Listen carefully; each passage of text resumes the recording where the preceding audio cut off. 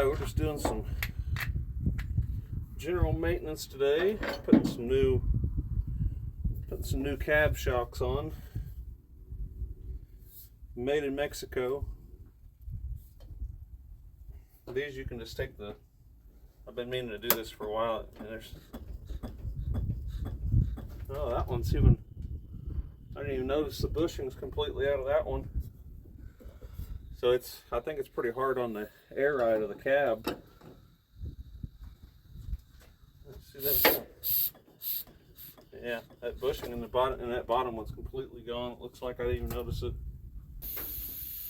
All right, what do we got here? 18 millimeter. I tried a 3/4 on it, but it slipped a little, so I know they're pretty similar. We got the Harbor Freight Earthquake XT. This won't take it off, nothing will. Yeah, 3/4. A little loose on it, but I think it'll work.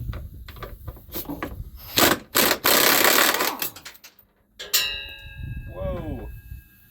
The nut went flying. Hopefully I can find it. I heard it hit the exhaust pipe. I told you that Harbor Freight Earthquake's vicious. Let's do this one.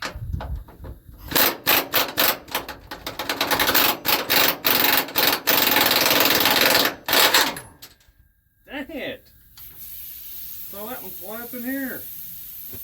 Man, I'm having a heck of a time.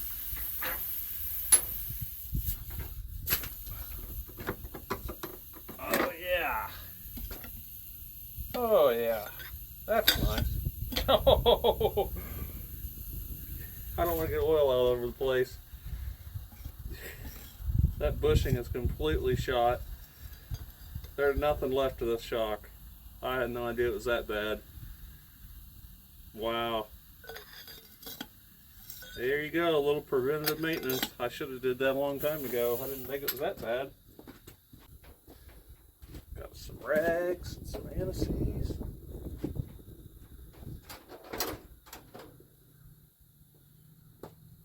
Whoa, that's crazy.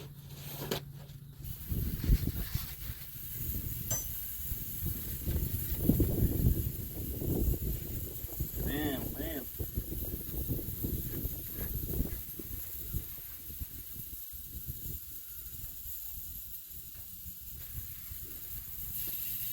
I have to find that other nut. Let's see here. So this is the top. And then the bottom one, oh yeah, that's right. I like to put anti-seize on everything. You have to cover it just a little bit, just something to, I don't know, makes me feel better for some reason. I figure it doesn't hurt anything.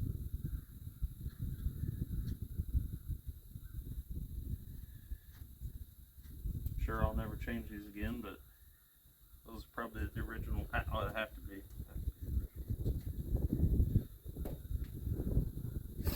I'll put a little bit on that bolt when we put it back in.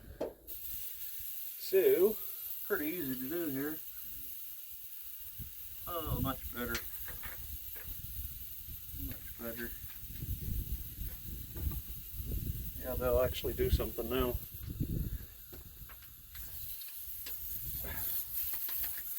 Huh, can't move that nut too long.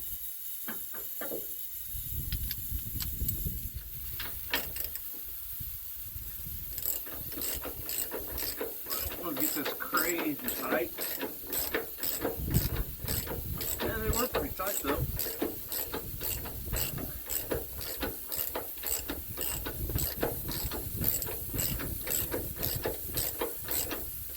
Alright, tighten up. So I'll put a little bit of anti-seize on this bolt too.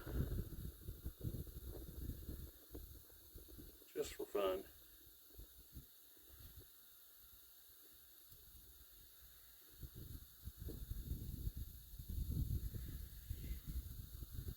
Maybe that'll save that bushing a little.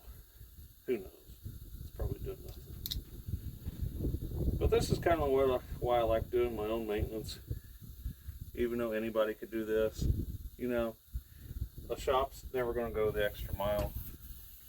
If there is one, let me know. I quit doing this. It's a cold, windy day out here. And I don't know, maybe that guy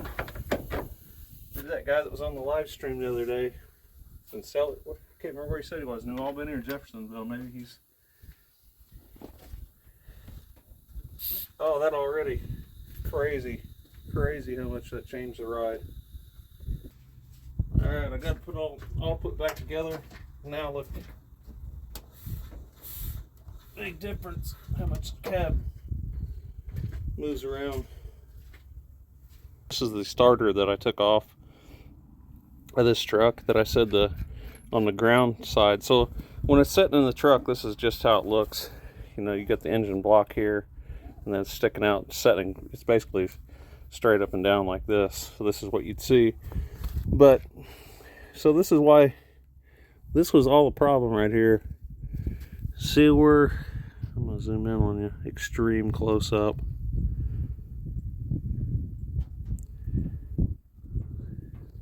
There. See all those bad threads? I'm too close. See all the bad threads there? That's what it wouldn't let this nut tighten up in the right way. And I don't know how that would have happened. I don't know if that's from, I don't know if that could have, well, I guess it couldn't have. It was ground. I was going to say, I don't know if that's arc like that and made that. But anyway, that was the whole problem. This truck didn't start good. And if you get it this far, it'll tighten up. But right where it was falling in those threads, I mean, what I could have done with this is I could have just stacked up a couple washers here and it would have put it back in good thread. But I thought, I've already bought the starter. It was a brand new starter. But so I don't know if you're able to take this. I mean, and I could get it. I mean, I could get it going in a pinch. But I thought, well, at least I got a spare starter now if I need one. If, like I said, if I have to, I could put probably 2 big washers on there and it would be fine. But it was all from bad connection. The voltage wasn't reading right, and the back you up a little more. The voltage wasn't reading right, and it wouldn't start strong, and it was all because of bad connection right here. So this was fine. And you got your wire up here. So it comes all with new hardware and everything. So it's yeah, I'm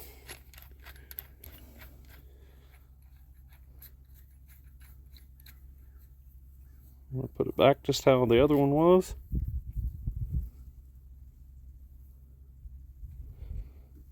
And that's it. And I got its box, so it's just like another one sitting in here waiting on me. Alright, this is another little thing I do just because this is a kind of a general maintenance video. So I'll show you here in a second. This is just a 5-gallon bucket that I keep this putty knife in. And I've been using the same bucket for years. I just don't like to keep on putting new grease back on top of it. If you do, it all falls down there on top of your differential and everything, and kind of makes a big mess if you ever got to work on it. So I like to just clean these cracks out. Stuff like that. And I mean, it doesn't have to be perfect, but mainly this grease is so stiff. It's cold out here. Maybe. There we go.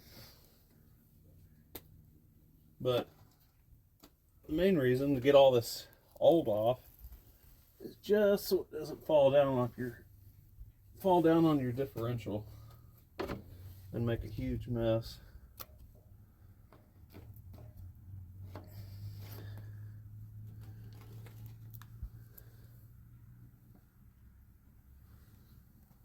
Let's see, where's that other one? Here it goes.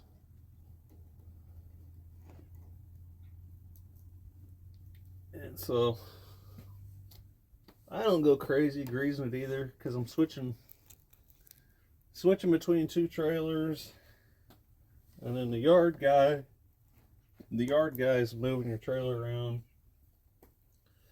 so you never know what he's hooked to all the time. So they're kind of putting, but I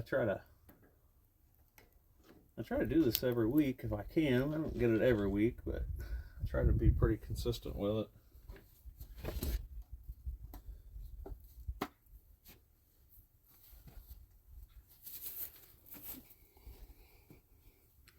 Yeah, you can still see me. Oh.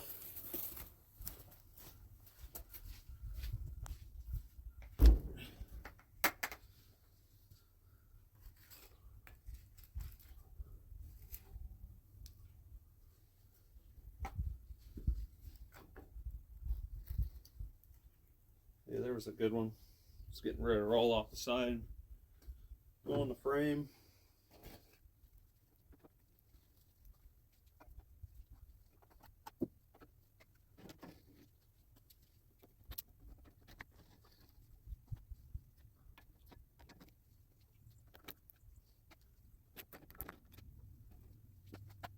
Dude. Like this. Yeah. Reasonable. Look at that one. I see it's on top of stuff. I ran out of stuff. I was going to back to it.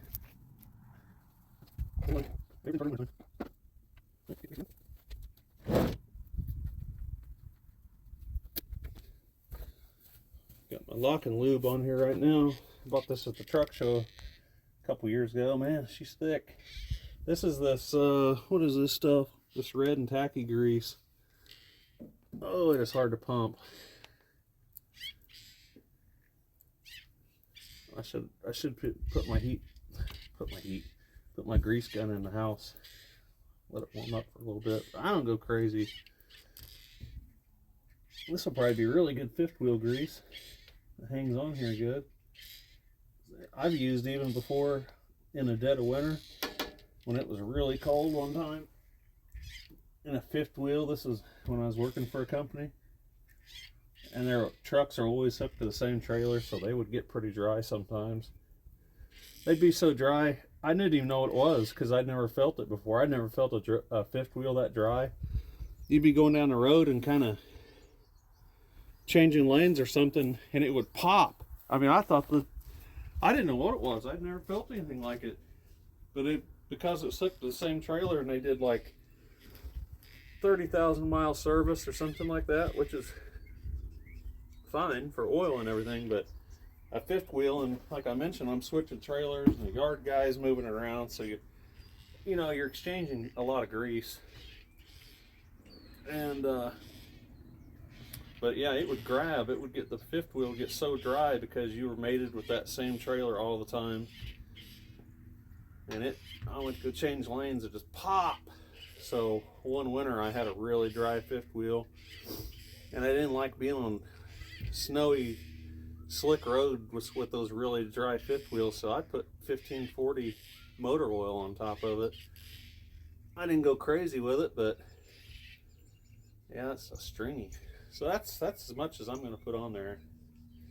And then another good thing to do, instead of just backing your fifth wheel up and with it full height, dump your suspension, get under it to where your kingpin's probably in here. Hopefully you can see me. Then raise your suspension up so it won't, otherwise it'll just peel all this grease off the front of your trailer. It'll just peel that grease off. All right, well, that's just a little daily maintenance, and we will see you on the next video.